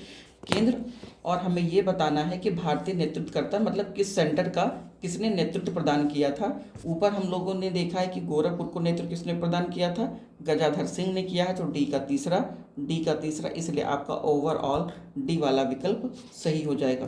देखिए, अगर हमें एक आता है तो उससे भी हम अपने प्रश्नों का चयन कर सकते हैं। हालांकि अगर मैं बरेली से देखूं तो बरेली से कौन था? खान बहादुर खान रहे हैं। कालपी से तात्या टोपे जी रहे हैं। कालपी से तात्या टोपे। फतेहाबाद से अजीमुल्ला रहे हैं। क्लियर, अगले प्रश्नों पे निम्नलिखित में से किसने पहली बार अंग्रेजी में भगवत गीता का अनुवाद किया था? Madhusudan Dutt, sir William Jones, Mohan Ganguly या इनमें से कोई नहीं? तो इनमें से किसने किया था भगवत गीता का अंग्रेजी अनुवाद? किसी ने नहीं किया था। तो किया किसने था? वॉरेन हस्टिंग के काल में चार्ल्स विल्किंसन ने भगवत गीता पर पहली बार इसका अंग्रेजी में अनुवाद किया है। और फिर आप बाद में देखेंगे कि इन चीज़ों का अलग अलग फॉर्मेट्स में भी इनका ट्रांसलेट किया गया। अगले प्रश्नों पर निम्नलिखित घटनाओं को सही क्रम में लगाना है। कर्नाटक का तृतीय युद्ध, तो कर्नाटक का तृतीय युद्ध कब हुआ है? ये हुआ है 1756 के आसपास में। कब हुआ है? 1756 के आसपास हुआ है कर्नाटक का तृतीय युद्ध। वहीं पे अगर मैं अंबूर के युद्ध की बात करूं तो अंबूर का युद्ध 1749 में हुआ है। पेरिस की युद्ध की मैं पेरिस की संधि की मैं बात करूं तो 1763 पर हुआ है। कहाँ पर हुआ है? 1763 पर हुआ है। आगे हम लोग बढ़ रहे हैं। अगला विकल्प हमारा क्या दिया हुआ है? पौंडीचेरी की संधि कब हुई है? तो पौंडीचेरी की जो संधि है ये हुआ है 1755 में। इसलिए आपका 1, 2, 3 और 4 को हमें सीक्वेंस में लगाना है। तो इसका राइट विकल्प क्या हो जाएगा? 2, 4, 1 और 3। प्रश्न संख्या 65 का राइट विकल्प हो जाएगा। 66 पे हम लोग आ रहे हैं। उत्तर प्रदेश के प्रमुख स्वतंत्रता सेनानियों के संदर्भ में सूची 1 को सूची 2 से मिलाना है कि किसका जन्म कहाँ पर हुआ है। तो राजा देवी सिंह का संबंध किससे है, ये मथुरा से है। गणेश शंकर विद्यार्थी का संबंध प्रयागराज से है। महावीर त्यागी का संबंध मुरादाबाद से है। और बंधु सिंह का जो संबंध है वो गोरखपुर से है। आपका कोड क्या बनेगा, आपका कोड होगा 1, 4, 2 और 3। 1, 4, 2 और 3 आपके सही होंगे। 1448 में जौनपुर दोबारा दिल्ली सल्तनत का अंग बन गया। 1506 में आगरा शहर की नींव रखी गई। ये प्रश्न हमसे पूछ रहे हैं कि कौन सा कथन इनमें से सही है। क्लियर, तो इनमें से दोनों स्टेटमेंट सही हैं, क्योंकि 1448 में सुल्तान बहलोल लोदी ने जौनपुर को जीतकर इसको सरकी साम्राज्य का पतन किया था और फिर इसे दिल्ली में शामिल कर लिया गया था दोबारा। वहीं पर सिकंदर लोदी ने 1506 के आसपास में आगरा शहर की नींव रखी और उसे अपनी दूसरी राजधानी बनाया है। समाचार पत्र वो किस भाषा में नहीं है, भारत मित्र हिंदी में है, प्रजा मित्र गुजराती में है, या राष्ट्रमत मराठी में है, या फिर नायक अंग्रेजी में है। हमें ये बताना है कि इनमें से कौन सुमेलित नहीं है। तो नायक सुमेलित नहीं है, ये अंग्रेजी भाषा की नहीं है, ये किसकी है, ये बांग्ला भाषा का है। क्लियर, ये किसका है, बांग्ला भाषा का या फिर बंगाली आप कह सकते हैं। अगले प्रश्नों पे, निम्नलिखित में से वे कौन से प्रमुख व्यक्ति थे जो स्वतंत्रता आंदोलन की अवधि में भारत से बाहर रह करके विविध देशों में काम किया है और भारत को स्वतंत्र कराने में अपना इम्पॉर्टेंट रोल भी दिया है। मैडम भीखाजी कामा, बराकतुल्ला, VVS अय्यर या फिर MN रॉय। तो इनमें से सभी लोगों ने बाहर रह करके देश की स्वतंत्रता के लिए कार्य किए हैं। कैलाश मंदिर एलोरा के संदर्भ में निम्नलिखित में से कौन सा कथन सही है। द्रविड़ शैली का एक मंदिर है और इसका निर्माण राष्ट्रकूट शासक कृष्ण प्रथम के द्वारा करवाया गया था। तो ये दोनों के दोनों स्टेटमेंट आपके सही हैं। क्लियर, अगले प्रश्नों पे हम लोग चल रहे हैं। भारतीय राष्ट्रीय आंदोलन से संबंधित निम्नलिखित संगठनों को उनके स्थापना वर्ष के अनुसार लगाना है। वेद समाज, प्रश्न संख्या 71। वेद समाज की स्थापना कब हुई है, तो 1864 में वेद समाज की स्थापना किया गया है। वहीं पर अगर मैं प्रार्थना समाज की बात करूं तो 1867 में प्रार्थना समाज की स्थापना किया गया है। तत्वबोधिनी सभा की स्थापना 1839 में किया गया है। मोहम्मडन लिटरेरी सोसाइटी की स्थापना 1863 में किया गया है। और साथ ही में एशियाटिक सोसाइटी की स्थापना कब हुआ है, तो ये 1784 में किया गया है। हमें बताना है सीक्वेंस में, तो हमारा 3, 5, 2 और 1 ये सही हो जाएगा। अगले प्रश्नों पे प्रश्न संख्या 72। निम्नलिखित में से किस शैव संत को दक्षिण का वेद व्यास कहा जाता है। तिरुज्ञान को, मणिकचागर को, या फिर निम्ब आंदार नाम्बी को, या फिर बी और सी दोनों। तो बी और सी दोनों लोगों के लिए हम लोग दक्षिण भारत के वेद व्यास की संज्ञा का प्रयोग करते हैं। अभिलेख और उनका विवरण हमें मैचिंग करना है। वहीं पर अगर मैं बात करता हूँ बालाघाट की, तो बालाघाट अभिलेख किसका है, ये मालवा शासक ने महिर कुल को पराजित किया है। तो मालवा शासक ने महिर कुल को पराजित किया है। ए का चौथा, तो बाकी विकल्प आपके वैसे ही सही हो जाएंगे। क्लियर है, बाकी विकल्प आपके वैसे ही सही हो जाएंगे। वहीं पर अगर मैं देववर्णक अभिलेख की बात करूं तो देववर्णक अभिलेख में उत्तर गुप्त वंश के 3 शासक विष्णुगुप्त, जीवितगुप्त, वहीं पर देववर्णक का उल्लेख मिलता है। रिद्धपुर ताम्र में समुद्रगुप्त और चंद्रगुप्त द्वितीय की प्रशस्ति का वर्णन किया गया है। और वाकाटक ताम्रपत्र में किसके वाकाटक शासकों के बारे में बताया गया है। अगले प्रश्नों पे, हर्षवर्धन ने अपनी बहन राजश्री को आत्मदाह से बचाया। राजश्री को खोजने में उसने दिवाकर मिश्र नामक बौद्ध भिक्षु की सहायता ली है। हर्षवर्धन ने शशांक को पराजित करने के लिए भास्कर वर्मन की सहायता ली। इनमें से कौन सा कथन सही है। प्रश्न संख्या 74 और 74 के सभी विकल्प आपके सही हैं। क्लियर हो गया है, आगे बढ़ते हैं। कथन ए और कारण आर पे हमें ध्यान देना है। प्रश्न संख्या 75 पे, महात्मा गांधी के शिष्य, क्षमा चाहूँगा, महात्मा बुद्ध के शिष्य, चूँकि हम लोग अभी मॉडर्न, मुझे लगा हम लोग मॉडर्न पे चल रहे हैं, क्षमा चाहूँगा मैं। महात्मा बुद्ध के शिष्य सारिपुत्र महामुग्धलैन पहले संजय वेठलीपुत्र के शिष्य थे, तो ठीक है। संजय वेठलीपुत्र ने पंचमहाव्रत के सिद्धांत को दिया, तो गलत है, क्योंकि पंचमहाव्रत जैनियों का सिद्धांत है। इसलिए आपका आर गलत और ए आपका सही होगा। तो आर गलत, ए आपका सही होगा। 75 का सी वाला स्टेटमेंट सही है। ग्रंथ एवं उनके लेखक को हमें बताना है कि कौन किसकी रचना है, ठीक है। अगर मैं कुवल माला की बात करूं कि कुवल माला किसकी रचना है, तो ये रचना किसकी है, ये प्रसिद्ध एक जैन ग्रंथ है जिसके रचनाकार उद्धोतन सूर्य को माना जाता है। तो ए का तीसरा ये सही है और ए का तीसरा ये सही है। अगर मैं वही उत्तर पुराण की बात करूं तो उत्तर पुराण के लेखक कौन हैं? गुणभद्र हैं। और समरादित्य कथा के जो लेखक हैं वो हरिभद्र सूरी हैं। इसलिए आपका कौन सा विकल्प होगा? तो आपका सी वाला सही होगा, सॉरी पहला सही होगा। अगले प्रश्नों पे, विक्रमशिला के दीपांकर श्रीज्ञान को निम्न में से किस स्थान पर जाने हेतु तो आमंत्रित किया गया था? इंडोनेशिया, वर्मा, जावा या फिर कोरिया। प्रश्न संख्या 77। ये किस पर किया गया था? जावा के लिए किया गया था। दीपांकर श्रीज्ञान के बारे में मैं बात करूं तो जिन्हें अंत्येश दीपांकर भी कहा जाता है और इन्होंने विक्रमशिला महावीर के एक प्रमुख बौद्ध आचार्य के रूप में भी कार्य किया है और इन्हें जावा द्वीप में बौद्ध धर्म के प्रचार प्रसार के लिए आमंत्रित किया गया था। क्लियर है? आगे बढ़ते हैं। गुप्त शासक विष्णु के उपासक थे और उन्होंने परम भागवत की उपाधि धारण की है। तो पहला स्टेटमेंट आपका सही, क्योंकि अधिकांश शासकों ने परम भागवत की उपाधि धारण की है। गुप्त काल में वाराह अवतार की मूर्तिकला एवं अभिलेखों में प्रमुखता की से कल्पना की गई है। तो ये भी कथन आपका सही है। गुप्त काल में शिव को विष्णु का अवतार माना गया है। तो ये गलत है। तीसरा वाला विकल्प आपके गलत हैं और दोनों स्टेटमेंट ऊपर के सही हैं। इसलिए आपका 1 और 3 सही, 1 और 2 सही होगा, 3 आपका गलत होगा। अगले प्रश्नों पे हम लोग चल रहे हैं। अगला प्रश्न हमारा क्या कह रहा है? प्राचीन क्षेत्र का नाम और वर्तमान भौगोलिक क्षेत्र से हमें मैच करना है। ठीक है, मैं प्राची की बात करूं तो प्राची किसका नाम था वर्तमान में? पूर्वी भारत। मध्य भारत, कहीं मध्य भारत है तो मध्य भारत है। वहीं पर अगर मैं उपरांत की बात करूं तो उपरांत पश्चिमी भारत को कहा जाता था, पश्चिम भारत को कहा गया है। और उत्पाव पश्चिमोत्तर भारत के लिए प्रयोग किया गया है। विकल्प कौन सा होगा? 3, 4, 1 और 2 सी वाला आपका सही होगा। क्लियर? अगले प्रश्नों पे हम लोग चल रहे हैं। वशिष्ठी पुत्र पुलवामी के संबंध निम्नलिखित में से कौन सा कथन सत्य है? प्रश्न संख्या 80 पर हम अभी पहुंच चुके हैं। क्लियर है? इनके सिक्कों पर 2 मस्तूलों वाला जहाज चित्रित है। पुलवामी शासक की पुत्री से विवाह, इन्होंने शासक से अपनी पुत्री का विवाह किया है। तो ठीक है। सातवाहन वंश का अंतिम सम्राट ये भी माना जाता है। वहीं पर इनके अभिलेख केवल महाराष्ट्र क्षेत्र से प्राप्त हुए हैं। ये हमें बताना है कि कौन सा कथन आपका सत्य है। तो इन्होंने सातवाहन वंश के अंतिम प्रसिद्ध सम्राट थे, ये स्टेटमेंट गलत है। इनके अभिलेख केवल महाराष्ट्र से प्राप्त होते हैं, ये अभिलेख गलत है। हाँ, शासक से इन्होंने अपनी पुत्री का विवाह किया था, ये तो ठीक है। दूसरा, इनके सिक्कों पर 2 मस्तूलों वाले जहाज़ों का वर्णन मिलता है, ये भी ठीक है। 1 और दूसरा आपका सही है, 1 और 2 आपका सही है, बाकी आपके गलत हैं। अगले प्रश्नों पे हम लोग चल रहे हैं। प्रश्न संख्या 81।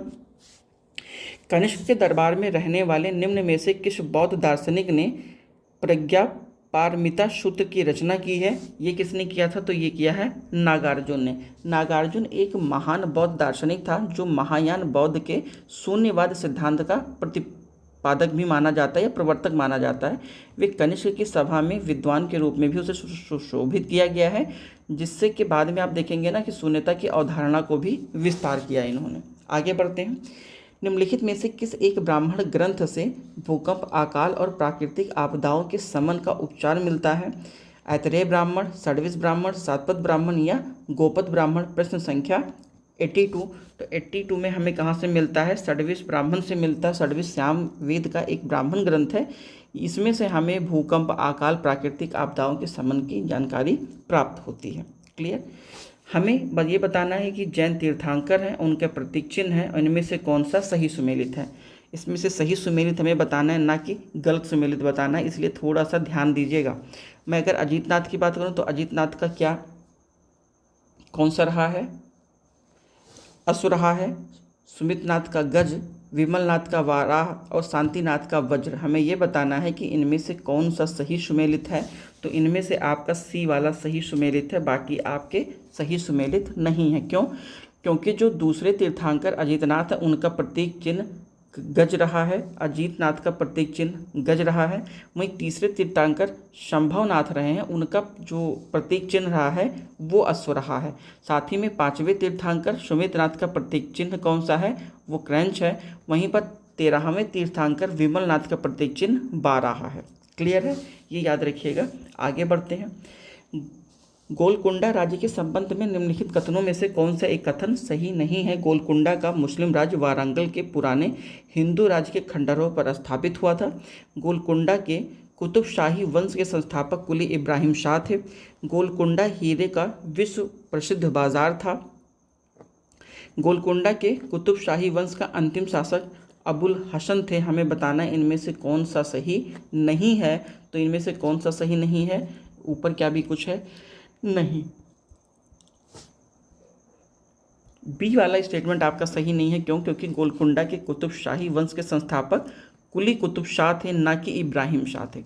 इसलिए आपका बी वाला गलत होगा। बाकी सभी विकल्प आपके सही सुमेलित हैं। अगले प्रश्नों पे, कांग्रेस अधिवेशन और जो उनकी अध्यक्षता निम्नलिखित में से किसने नहीं किया है? लखनऊ अधिवेशन 1899 का जो लखनऊ अधिवेशन है वो किसने किया था? वो आरसी दत्ता ने किया है। क्या ये बात सही है? तो बिल्कुल ठीक है। 1896 अधिवेशन जो कोलकाता में हुआ, आनंद मोहन बोस ने किया है। नहीं, ये गलत है, क्योंकि इसकी अध्यक्षता रहीमतुल्लाह सयानी की अध्यक्षता में किया गया था और इस अधिवेशन में पहली बार कांग्रेस के मंच से बंकिम चंद्र चटर्जी जी के द्वारा लिखित वंदे मातरम गीत को गाया गया है। क्लियर है? इसलिए आपका ये सुमेलित नहीं है और बाकी सही सुमेलित है। निम्नलिखित युद्धों में से कौन सा एक कालक्रम के अनुसार सबसे अंतिम है? सामूगढ़ का युद्ध 1531 में। चौसा का युद्ध कब हुआ है? तो चौसा का युद्ध 1539 में हुआ है। कन्नौज का युद्ध 1540 में हुआ है और दोहरा का युद्ध 1658 में हुआ। सबसे अंत में कौन सा हुआ है? तो सी वाला आपका सही हो जाएगा। कथन, भारत की स्वाधीनता के समय महात्मा गांधी कांग्रेस के सदस्य नहीं थे। तो बिल्कुल ठीक है, क्योंकि स्वतंत्रता के समय महात्मा गांधी सदस्य नहीं थे। महात्मा गांधी 1934 से ही इस्तीफा दे दिया था। वर्ष 1934 में कांग्रेस ने से इस्तीफा दे दिया था गांधी जी ने। तो बिल्कुल सही है। कहने का सेंस ये है कि ए और आर दोनों सही है और आर ए की व्याख्या भी करता है, इसीलिए वो उसके सदस्य नहीं थे। मौर्य वंशीय शासक अशोक के रोमनदेही अभिलेख से इनमें से कौन सी सूचना प्राप्त नहीं होती है? रोमनदेही अभिलेख किसका है? तो रोमनदेही अशोक का है। कौन सी एक सूचना प्राप्त नहीं होती है? तो इससे हमें ये सूचना नहीं मिलती है, वो बताना है। शाक्य मुनि बुद्ध का जन्म लुम्बिनी में हुआ था, तो ये हमें पता चलता है। अशोक अपने राज्याभिषेक के 20वें वर्ष यहाँ पर आया, ये भी पता चलता है। भगवान बुद्ध की महापरिनिर्वाण स्थली कुशीनगर है, ये नहीं पता चलता है। ये रोमनदेही के साक्ष्य नहीं है। क्लियर? ये रोमनदेही के नहीं है, बाकी तीनों रोमनदेही के साक्ष्य हैं। व्यक्ति और उनके विषय में हमें बताना है। वारेन हेस्टिंग अगस्त प्रस्ताव, लिनलिथगो घेरे की नीति, लॉर्ड हेस्टिंग डायरकी थ्योरी और चैम्सफोर्ड अधीनस्थ पाठकों की नीति। हमें ये बताना है कि इनमें से कौन सा सही सुमेलित है। तो अगर मैं वारेन हेस्टिंग की बात करूं तो सुरक्षित घेरे की नीति आया था। वहीं पर लॉर्ड लिनलिथगो के शासनकाल में अगस्त प्रस्ताव आया है। वारेन हेस्टिंग के टाइम पे आप देखेंगे तो अधीनस्थ प्रांतों की नीति आई है। वहीं पर चैम्सफोर्ड में डायरकी थ्योरी को दिया था, या फिर उनके शासनकाल पे ये आया है। तो 2, 1, 4 और 3 बी वाला सही हो जाएगा। 2, 1, 4 और 3। अगले प्रश्नों पे हम लोग चल रहे हैं। अगला प्रश्न को हमें मैचिंग करना है।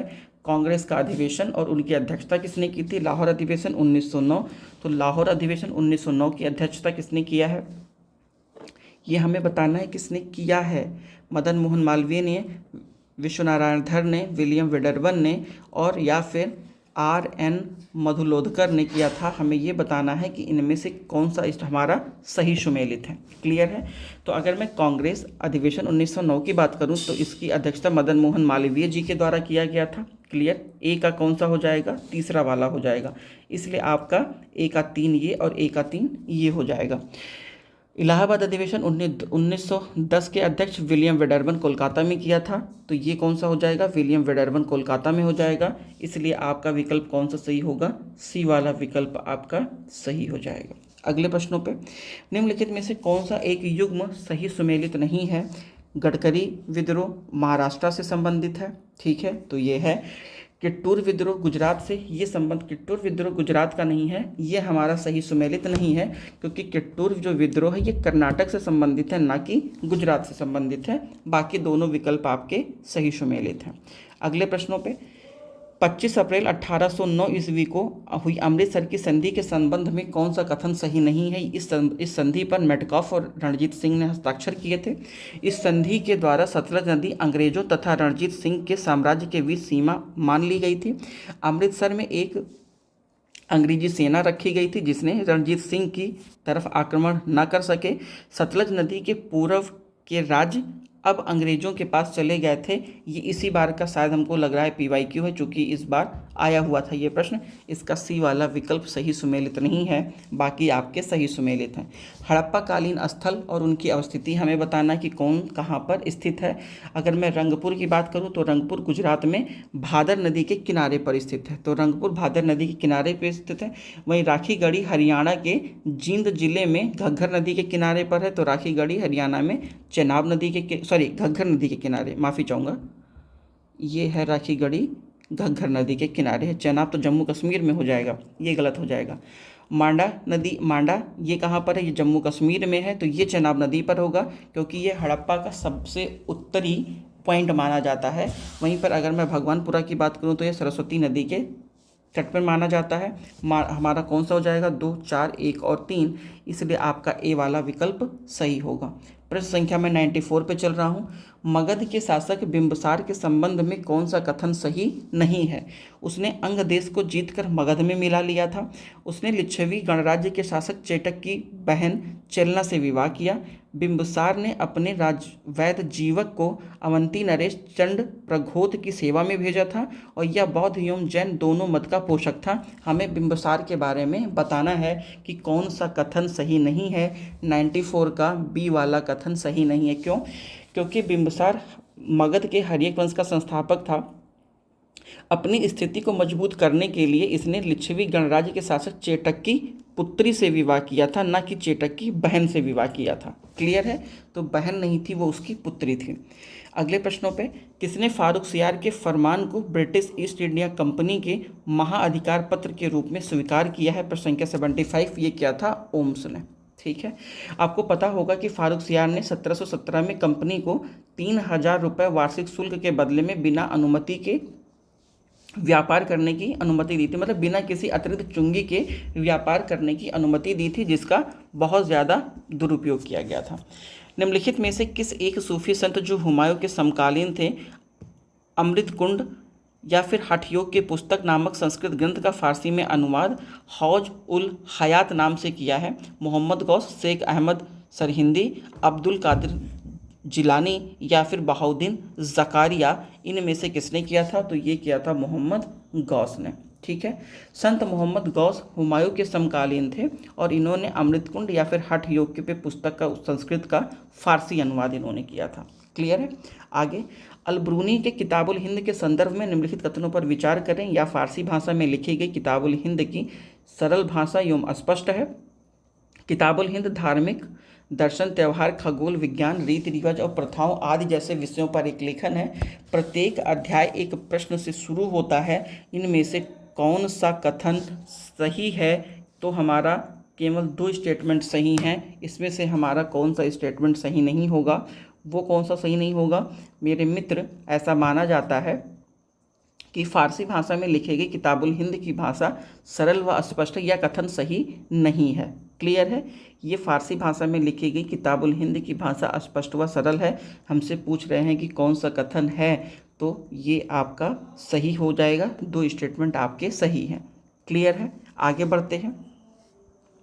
उत्तरकालीन मुगल शासकों के समय मुगल दरबार के आमिर सरदारों के कई दल बने थे और वे कई गुटों में अलग अलग उनके नेता भी थे। उन नेताओं का कौन सा एक सही सुमेलित नहीं है दल और उनके प्रमुख सदस्य? अगर मैं प्रश्न संख्या 58 की बात करूं तो तुरानी दल का जो प्रमुख सदस्य थे ये ज़ियामुल मुल्क थे। तो ये कौन थे? ज़ियामुल मुल्क थे। हम कह रहे हैं कौन सा सही नहीं है।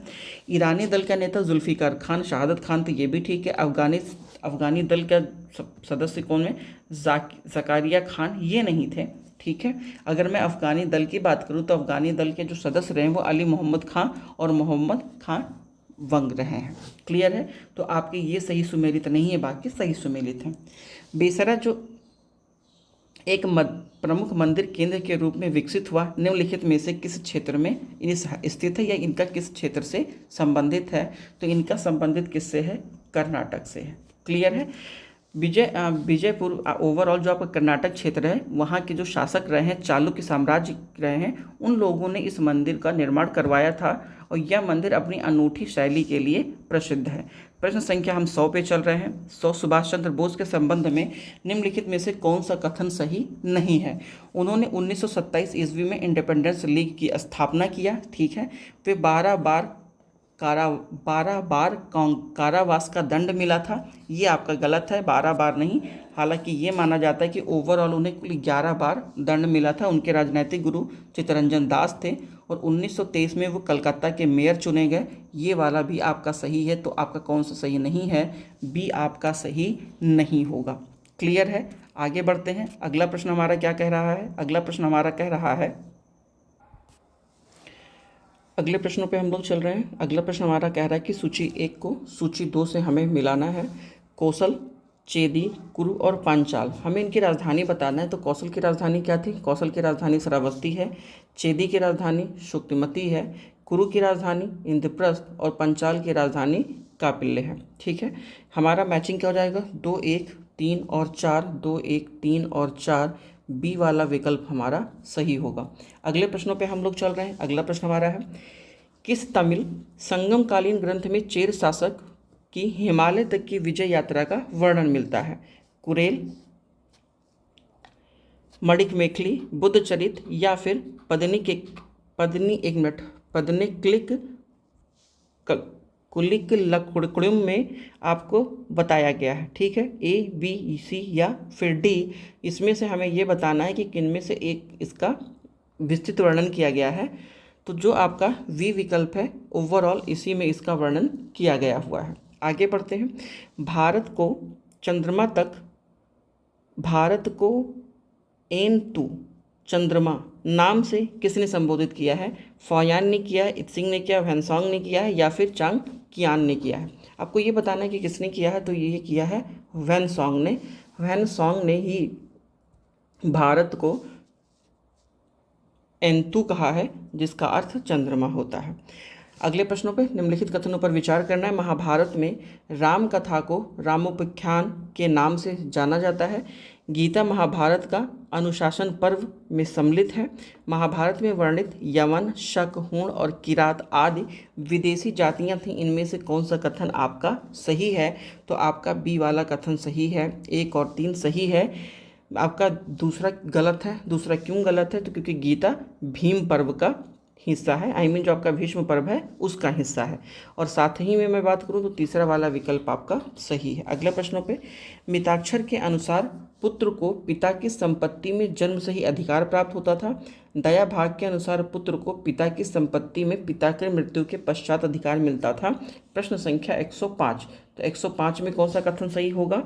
ए और बी दोनों आपके सही हैं। कथन 1 और 2 दोनों स्टेटमेंट आपके सही हैं। प्रश्न संख्या 6 पर हम लोग चल रहे हैं। 106, राजतरंगिणी संस्कृत में महाभारत शैली में लिखी गई है। कल्हण ने इसे राजा जयसिंह के शासनकाल में पूर्ण किया है। इनमें से कौन सा कथन आपका सही है? केवल 1, केवल 2, केवल 1 और 2 या फिर इनमें से कोई नहीं? तो अगर मैं इस ग्रंथ की बात करता हूँ तो यह ग्रंथ संस्कृत भाषा में महाभारत की शैली में रचित है। और सबसे खास बात है कि इसे कल्हण ने 1148 में आरंभ किया था, जिसे बाद में राजा जयसिंह के समय में 1150 में पूर्ण किया गया। इसलिए आपके सी वाले स्टेटमेंट सही होंगे। गौड़वाहो नामक ग्रंथ किस शासक के बंगाल आक्रमण का उल्लेख करता है? तो ये उल्लेख करता है यशोवर्मन का। ठीक है। यशोवर्मन 18वीं शताब्दी में कन्नौज नरेश यशोवर्मन पर किए गए आक्रमण का उल्लेख करता है। प्रश्न संख्या 108, गार्गी संहिता में किसके आक्रमण का वर्णन किया गया है? शक का किया गया है, कुषाण का किया गया है, यवन या हुणों का किया गया है? तो गार्गी संहिता में आप देखेंगे तो ये यवन शासकों का वर्णन किया गया है, इसलिए आपका सी वाला विकल्प सही होगा। वैनसॉन्ग की यात्रा मार्ग का सही कालक्रम आपको बताना है। कश्मीर, नालंदा, कांची और कपिशा। इस वैनसॉन्ग जब भारत आया है तो वह कैसे आया है, किस किस एरिया में सबसे पहले आया। तो ह्वेनसांग सबसे पहले हिंद कुश को पार करके कप्छा में प्रवेश किया है नंबर 1 पे। कप्छा के बाद में फिर वह कश्मीर पर आया है, कश्मीर को क्रॉस किया है। कश्मीर के बाद में फिर नालंदा और फिर सबसे लास्ट में वह कांची गया है। तो पहले पर 4 और सबसे अंत में हमारा क्या होना चाहिए, अंत में हमारा 3 होना चाहिए, इसलिए पहला वाला विकल्प आपका सही होगा 109 का ए। 110 पर हम लोग चल रहे हैं। किस शासक ने आदिवारा शीर्षक के साथ स्वर्ण के सिक्के जारी किए हैं। हर्षवर्धन, मिहिर भोज, स्कंदगुप्त या समुद्रगुप्त। आपको बताना है कि इनमें से किसने जारी किए हैं। तो ये जारी किए हैं मिहिर भोज ने। मिहिर भोज ने आदिवारा वाले सिक्कों को जारी किया है, जिस पर वारा अवतार एवं गाय बछड़े की आकृति का भी उल्लेख किया गया है। निम्नलिखित पुरा स्थलों को उनके कालक्रम के अनुसार व्यवस्थित करना है। पटपरा जमाव, खेतही जमाव, बाघोर जमाव और सिहावल जमाव। हमें ये बताना है कि उनका सही सीक्वेंस में क्या है, पहले हमें क्या मिलता है। तो अगर मैं सिहावल जमाव की बात करता हूँ तो सिहावल सबसे पुराना माना जाता है। वहीं पर पटपरा प्रारंभिक मध्य पाषाण युग का है। बाघोर आपका यह नवपाषाण टाइम का है। वहीं पर खेतही ये कहाँ का है, ये आपका उत्तर मध्य पाषाण युग के जो सबसे अंतिम चरण है उसका प्रतिनिधित्व करता है, इसलिए आपका बी वाला विकल्प सही हो जाएगा। तो 111 का बी विकल्प सही होगा। 112 पे हम लोग चल रहे हैं। 112 पे हमें ये बताना है इनमें से कौन सा हड़प्पा स्थलों में से मापने के एक पैमाने का प्राप्त हुआ है। मोहनजोदारो से हुआ है, कालीबंगा या फिर फरमाना या लोथल। हमें कहाँ से मापने के पैमाने प्राप्त हुए हैं हमें ये बताना है। तो ये मोहनजोदाड़ो और लोथल से मिला है, इसलिए आपका ए वाला सही होगा और चौथा वाला सही होगा। ए विकल्प आपके सही होंगे। अभिकथन वर्ष 1940 में मेरठ कांग्रेस सम्मेलन के दौरान क्रांतिकारी समाजवादी पार्टी की स्थापना की गई। इसका उद्देश्य अंग्रेजों को देश से बाहर निकालना और भारत में समाजवाद स्थापित करना था। हमें बताना है कि कौन सा कथन आपका सही होगा। तो ए आपका गलत है और आर आपका सही है, क्योंकि वर्ष 1940 में रामगढ़ कांग्रेस सम्मेलन के दौरान क्रांतिकारी समाजवादी पार्टी की स्थापना हुई थी। क्लियर, आगे बढ़ते हैं।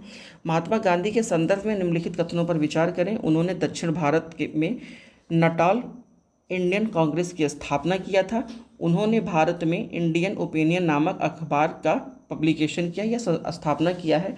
तो आपका इंडियन ओपिनियन ये महात्मा गांधी का नहीं है। इंडियन ओपिनियन किसका अखबार है, हमें ये बताना है कि कौन सा कथन सही है। तो इंडियन ओपिनियन आप थोड़ा सा अगर गौर से देखेंगे तो ये अखबार किसका है, आपको बस ये बताना है। लेकिन पहला स्टेटमेंट तो आपका सही है कि उन्होंने दक्षिण भारत में नटाल इंडियन कांग्रेस की स्थापना कब किया था, कब किया है। तो ये इन्होंने किया है 1894 में किया हुआ है। क्लियर है। तो पहला सही और दूसरा आपका गलत है, सही पूछ रहे हैं तो केवल आपका ए वाला विकल्प सही हो जाएगा। ठीक है, अगले प्रश्नों पे आप लोग चल रहे हैं। समाचार पत्र और उनका हमें प्रकाशक बताना है कि कौन सा समाचार पत्र का प्रकाशन किसने किया है।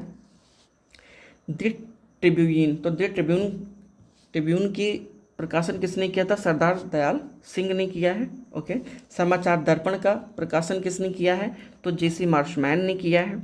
ठीक है, नवजीवन का प्रकाशन किसने किया है, तो महात्मा गांधी जी ने किया है। वहीं पर ज्ञान प्रदायिनी की का सब प्रकाशन नवीन चंद्र राय ने किया है। आपका कोड क्या बनेगा, आपका कोड क्या बनेगा 2, 4, 1 और 3। ये वाला विकल्प आपके सही होंगे। ब्रह्म समाज की अवधारणा एकेश्वरवाद और आस्तिकता पर आधारित है।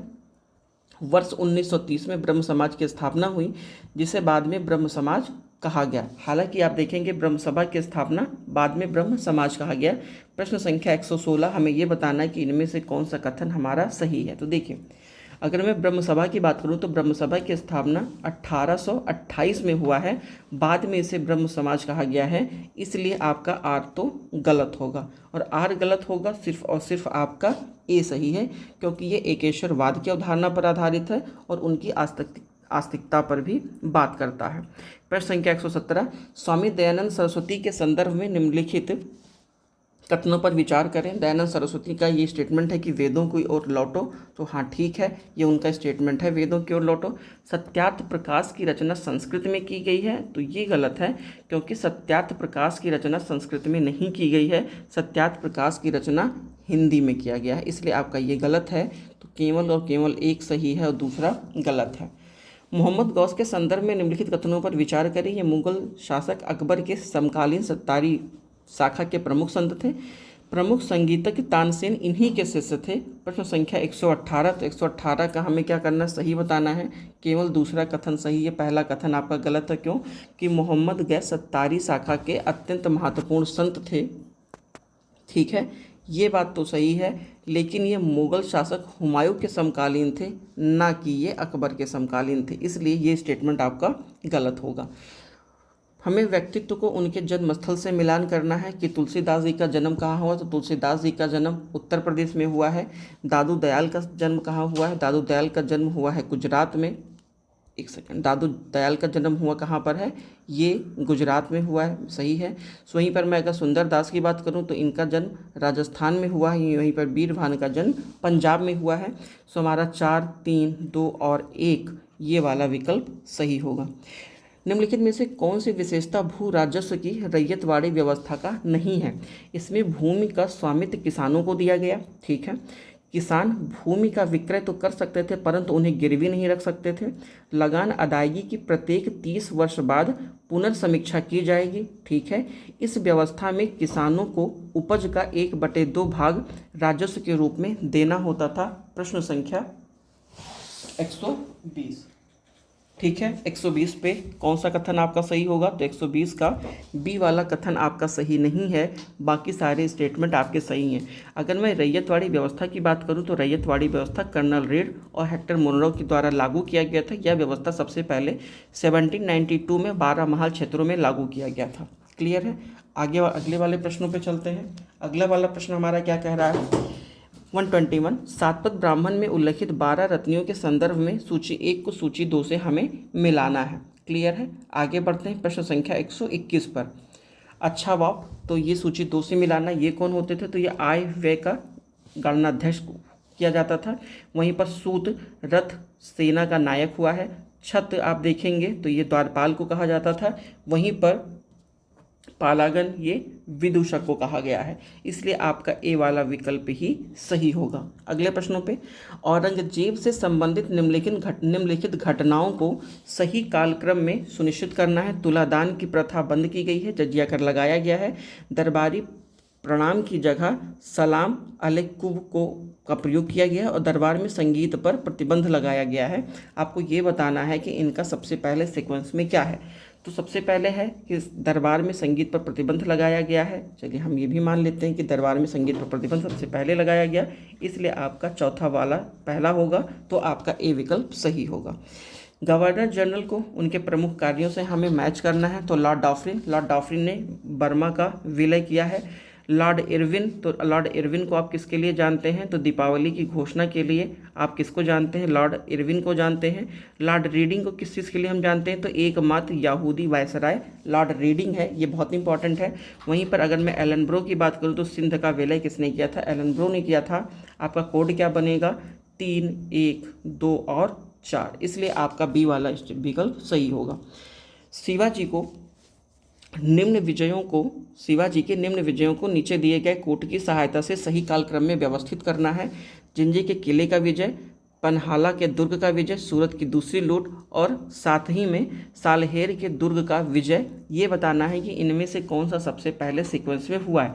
तो शिवाजी ने सूरत पर दूसरी बार आक्रमण कब किया है? दूसरी बार जो लूट मचाई है 1670 के आसपास की ये घटना है। वही इसके बाद में सालहार के दुर्ग पे किया गया है। ये कब किया गया है? तो 1671 पे किया गया है। और वहीं पर 1673 में पनहाला के दुर्ग पे किया गया। कब किया गया? ये 1673 में किया गया और सबसे लास्ट में 1678 में जंजी के किले पर आक्रमण किया गया है, उसको जीता गया है। इसलिए आपका 3, 4, 2 और 1 ये वाला विकल्प सही होगा। अंग्रेजों के समय भारतीय ग्रामीण शिल्प उद्योगों के ह्रास के परिणाम के संबंध में कौन सा कथन सही है? इसके कारण गांव को औद्योगिक सामग्री के लिए शहरों पर आश्रित होना पड़ा। इसके परिणाम स्वरूप कृषि पर आश्रित लोगों की जनसंख्या बढ़ी है। प्रश्न संख्या 25, तो इसका दोनों के दोनों स्टेटमेंट सही है। अगले प्रश्नों पर निम्नलिखित में से कौन सा एक डिफेन नेक्स्ट 4.0 के संबंध में सही है? इसका संबंध अग्रणी AI टेक्नोलॉजी प्रदर्शनी से है। अक्टूबर 2024 में केंद्रीय रक्षा मंत्री राजनाथ सिंह के द्वारा इस कार्यक्रम का उद्घाटन किया गया। सत्य एवं असत्य का हमें चयन करना है कि इनमें से कौन सा कथन आपका सत्य है और कौन सा कथन आपका असत्य है। तो इसका बी वाला विकल्प सही है, क्योंकि इसका दूसरा सही है और पहला स्टेटमेंट गलत है। ठीक है। वहीं पर अगर मैं डिफेंस कनेक्ट की बात करूं तो यह एक रक्षा प्रौद्योगिकी टेक्नोलॉजी से संबंधित कार्यक्रम एवं प्रदर्शनी है, ना कि ये एआई से है। अगले प्रश्नों पर चलते हैं। हाल ही में केंद्र सरकार ने असंगठित क्षेत्र के श्रमिकों हेतु न्यूनतम मजदूरी की दरों में संशोधन किया है। इन दरों को किस आधार पर वर्गीकृत किया गया है? तो इन दरों को कौशल स्तर एवं भौगोलिक क्षेत्र के आधार पर वर्गीकृत किया गया है। अगले प्रश्नों पर हम लोग चल रहे हैं। हमें सूची 1 को सूची 2 से मिलाना है। विश्व कपास दिवस ये कब मनाया जाता है? तो ये 7 अक्टूबर को मनाया जाता है। विश्व शिक्षक दिवस 5 अक्टूबर को मनाया जाता है। अंतर्राष्ट्रीय बालिका दिवस ये 11 अक्टूबर को मनाया जाता है और विश्व खाद्य दिवस 16 अक्टूबर को मनाया जाता है। इसलिए आपका ए वाला विकल्प सही हो जाएगा। अगले प्रश्नों पे, निम्नलिखित में से कौन सा एक कथन सही सुमेलित नहीं है? सम्मेलन और स्थल। 16वां ब्रिक्स शिखर सम्मेलन कहाँ पे हुआ है? कजान, रूस में हुआ है। क्या ये सही है? बी वाला, तो हाँ ये सही है। वहीं पर अगर मैं बात करता हूँ 45वां आसियान शिखर सम्मेलन, तो ये लाओस में हुआ है, तो ये भी हुआ है। अगर मैं बात करता हूँ CHOGM चांगहोम 2024 की, या क्या ये समोआ में हुआ है? तो बिल्कुल हुआ है। 19वें पूर्वी एशियाई शिखर सम्मेलन का आयोजन क्या वियतनाम में हुआ है? तो नहीं, ये वियतनाम में नहीं हुआ है। जबकि ये कहाँ पर हुआ है? वियतनाम के हनोई में नहीं हुआ है, वियतनाम के लाओस में हुआ है। इसलिए आपका डी वाला सही नहीं है, बाकी तीनों सही सुमेलित हैं। अक्टूबर 2024 में विश्व बैंक द्वारा जारी वर्ल्ड डेवलपमेंट रिपोर्ट में मिडिल इनकम ट्रैप पर प्रकाश डाला गया है। इसके संबंध में निम्नलिखित कथनों पर विचार करें। क्या स्थिति तब आती है जब कोई देश एक निश्चित औसत आय को प्राप्त कर लेता है, आय बढ़ने के बावजूद विकास दर धीमी रह जाती है? हमें यह बताना है कि इनमें से कौन सा कूट आपका सही होगा। तो ये दोनों के दोनों कूट सही हैं। क्लियर है? आगे बढ़ते हैं अगला प्रश्नों पे। अक्टूबर 2024 में चर्चित बाला देवी के संबंध में निम्नलिखित कथनों पर विचार करें। अक्टूबर 2024 में अंतर्राष्ट्रीय गोल करने वाली ये पहली भारतीय महिला फुटबॉलर बनी हैं। इन्होंने यह उपलब्धि SAFF महिला चैंपियनशिप 2024 में पाकिस्तान के खिलाफ मैच में हासिल किया। निम्नलिखित में से कौन सा कथन सही है? तो आपका 1 और 2 दोनों सही है। क्यों? क्योंकि मेरे भाई अक्टूबर 2024 में चर्चित बाला देवी ने ऐसी वो पहली महिला बनी हैं जिन्हें गोल मशीन के उपाधि से उन्हें उपाधि दी गई है, टाइटल दिया गया है। अक्टूबर 2024 में अमेरिकी अंतरिक्ष एजेंसी नासा ने यूरोपा क्लिपर मिशन लॉन्च किया है, जिसका प्रमुख उद्देश्य क्या है? तो इसका प्रमुख उद्देश्य है बृहस्पति के चंद्रमा यूरोपा का विस्तृत अध्ययन करना। क्लियर? आगे बढ़ते हैं प्रश्न संख्या 33 पर। अक्टूबर 2025 में निम्नलिखित में से किस सशस्त्र बाल चिकित्सक सेवा की पहली महिला निदेशक नियुक्त किया गया है? मतलब सशस्त्र बल चिकित्सक सेवा का पहली महिला निदेशक नियुक्त किया गया है। प्रश्न संख्या 133 में ये वाइस एडमिरल आरती सरीन है। क्लियर है? तो ये वाला आपका विकल्प सही होगा। नीचे दिए गए कथनों में से जिन्हों में से एक कथन दूसरे का कारण आर कहा गया है, ये बताना है कि कौन सा कथन सही है या सही नहीं है। 4 से 10 अक्टूबर 2024 के मध्य विश्व अंतरिक्ष सप्ताह मनाया गया। पहले मानव निर्मित उपग्रह स्पुतनिक 1 का प्रक्षेपण 4 अक्टूबर 1957 में हुआ था। इनमें से कौन सा कथन सही है? तो 1 और 2 दोनों सही है, यानी ए और आर दोनों सही है और आर ए की व्याख्या करता है। अक्टूबर 2024 में केंद्र सरकार द्वारा 5 पुरातन भाषाओं को शास्त्रीय भाषा का दर्जा दिया गया है। इनमें मराठी, पाली, प्राकृत, असमिया और बंगाली शामिल हैं। देश में शास्त्रीय भाषाओं का दर्जा प्राप्त भाषाओं की संख्या अब कितनी हो गई है? 9 हो गई है। हमें बताना है कौन सा कथन सही है। तो मेरे दोस्त पहला और दूसरा तो सही है, लेकिन आपका तीसरा गलत है। क्यों? क्योंकि अब भाषाओं की संख्या कितनी हो गई है? 11, जो शास्त्रीय भाषाएं का दर्जा प्राप्त कर चुके हैं। क्लियर है? आगे बढ़ते हैं। अक्टूबर 2024 में दुबई में संपन्न ICC महिला T20 विश्व कप क्रिकेट प्रतियोगिता 2024 के फाइनल में किस देश को पराजित करके न्यूजीलैंड ने यह प्रतियोगिता जीती है? भारत, ऑस्ट्रेलिया, साउथ अफ्रीका या फिर इंग्लैंड? तो ये किसने जीता है? ये साउथ अफ्रीका ने जीता है। अक्टूबर 2024 में दुबई में संपन्न आईसीसी महिला T20 विश्व कप क्रिकेट प्रतियोगिता के फाइनल में दक्षिण अफ्रीका को पराजित करते हुए न्यूजीलैंड ने ये प्रतियोगिता जीती है या फिर जीत हासिल की है। व्यक्ति एवं उनकी नियुक्ति के बारे में ये हमसे पूछ रहे हैं कि आपको बताना है। क्लाउडिया सीनबॉम, तो ये क्लाउडिया सीनबॉम किससे संबंधित हैं? तो ये पहली महिला राष्ट्रपति हैं, कहाँ की? मैक्सिको की। क्लियर, ए का दूसरा हो जाएगा। वहीं पे अगर मैं मोहना सिंह की बात करूँ तो मोहना सिंह तेजस को उड़ाने वाली पहली महिला पायलट बनी हैं, तो आपको हो जाएगा तेजस। ठीक है। शिगेरू इशिबा की अगर मैं बात करता हूँ तो ये जापान के प्रधानमंत्री अभी इनको बनाया गया है। और वहीं पर विजया किशोर राहटकर की मैं बात करूं तो राष्ट्रीय महिला आयोग के अध्यक्ष रहे हैं। तो इसलिए कौन सा विकल्प आपका सही हो जाएगा? 137 का ए वाला आपका सही होगा। अगले प्रश्नों पे हम लोग चल रहे हैं। अगले प्रश्न, अक्टूबर 2024 में संघाई सहयोग संगठन के शासनाध्यक्षों की परिषद का सम्मेलन कहाँ आयोजित हुआ? इस्लामाबाद, संघाई, मॉस्को या फिर नई दिल्ली? तो ये कहाँ पर हुआ है? ये हुआ है पाकिस्तान के इस्लामाबाद में। ठीक है।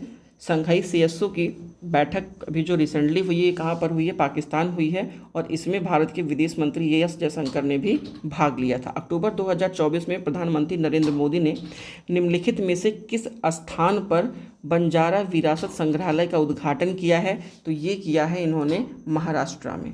क्लियर है, महाराष्ट्र में बंजारा विरासत संग्रह का उद्घाटन किया गया है।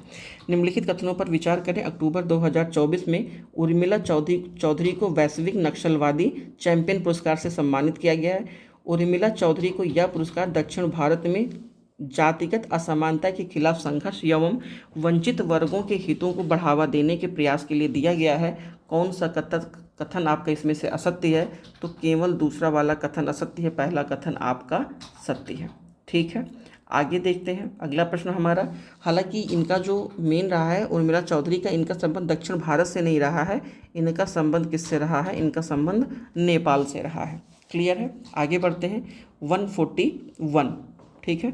अक्टूबर 2024 में जारी आर्थिक स्वतंत्रता सूचकांक 2024 के संबंध में निम्नलिखित कथनों पर विचार करें। इस सूचकांक में शीर्ष स्थान हांगकांग को प्राप्त हुआ है। भारत का इस सूचकांक में 84वां या 84वां स्थान है। इनमें से कौन सा विकल्प आपका सही है? तो सी वाला विकल्प सही है। दोनों के दोनों स्टेटमेंट आपके बिल्कुल सही हैं। सिम्बेक्स 2024 के संबंध में निम्नलिखित कथनों पर विचार करें। भारत और सिंगापुर के मध्य होने वाला यह एक वार्षिक द्विपक्षीय युद्धाभ्यास है। ठीक है। इसका आयोजन पोखरण राजस्थान में हुआ, तो ठीक है। ये भी गलत है, ये भी गलत है। हमसे सही पूछ रहे हैं तो डी वाला आपका हो जाएगा, क्योंकि सिम्बेक्स भारत एवं सिंगापुर के बीच में होने वाला एक वार्षिक द्विपक्षीय अभ्यास है, ना कि आप देखेंगे वायु के स्तर पे नहीं है, ये नौसेना के बीच में होने वाला है। और ये अभी रिसेंटली पूर्वी नौसैनिक कमांड विशाखापत्तनम में हुआ है, ना कि राजस्थान के पोखरण में हुआ है। अगले प्रश्नों पे, स्वावलंबन 2024 का संबंध निम्नलिखित में से किससे है? महिलाओं को आत्मनिर्भर बनाने की दिशा में चलाया जाने वाला एक कार्यक्रम है। हस्तशिल्प प्रदर्शनी, कुटीर उद्योग प्रदर्शनी, भारतीय नौसेना की समुद्री नवाचार एवं स्वदेशीकरण संगोष्ठी से संबंधित है। ये किससे संबंधित है? तो ये आपका संबंधित है भारतीय नौसेना के प्रसिद्ध समुद्री नवाचार एवं उसके स्वदेशीकरण संगोष्ठी से। अक्टूबर 2024 के संबंध में निम्नलिखित कथनों पर आपको विचार करना है और ये बताना है कि किस भारतीय बंदरगाह प्राधिकरण को पर्यटन जहाज सूचकांक प्लेटफॉर्म पर प्रोत्साहन प्रदाता के रूप में वैश्विक मान्यता मिली है? मुरगांव, विशाखापत्तनम, हल्दिया या न्यावा शेवा? तो इनमें से किसको दिया गया है? ये दिया गया है मुरगांव को, जो कि कहाँ पर है? विकास प्राधिकरण के द्वारा ये चीज़ें प्रदान किया गया। अक्टूबर 2024 में जारी वैश्विक बहुआयामी गरीबी सूचकांक के संबंध में निम्नलिखित कथनों में से कौन सा एक कथन सत्य है? यह रिपोर्ट IMF के द्वारा जारी किया जाता है। इस रिपोर्ट के अनुसार वैश्विक ग्रामीण आबादी का 28% गरीब है, जबकि शहरी आबादी 6.6% गरीब है। हमें बताना है कि इनमें से कौन सा कथन सही है। तो हमारा केवल और केवल दूसरा कथन सही है। क्यों? क्योंकि बहुआयामी गरीबी सूचकांक ये UNDP तथा ऑक्सफोर्ड गरीबी एवं मानव विकास की पहल है, न कि IMF की पहल है। अगले प्रश्नों पे हम लोग चल रहे हैं। अक्टूबर 2024 में निम्नलिखित में से किन्हें 54वां Dada Saheb Phalke life time achievement पुरस्कार से सम्मानित किया गया है? तो ये सम्मानित किया गया है मिथुन चक्रवर्ती को। निम्नलिखित युग्मों में से कौन सा कथन आपका सुमेलित है? 11वां Asia clean energy summit Singapore में हुआ है, क्लियर है। इसी के बाद में आप देखेंगे 17वां शहरी मोबिलिटी भारत सम्मेलन एक्सपो 2024 गांधीनगर में हुआ है।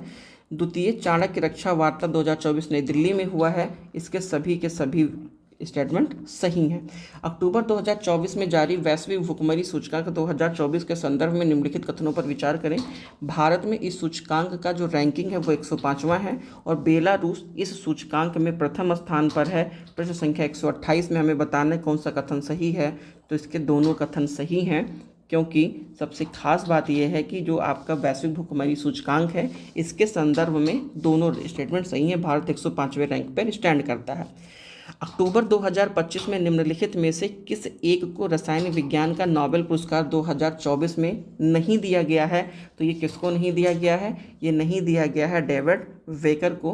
बाकी तीनों लोगों को रसायन विज्ञान का नोबेल पुरस्कार से सम्मानित किया गया है।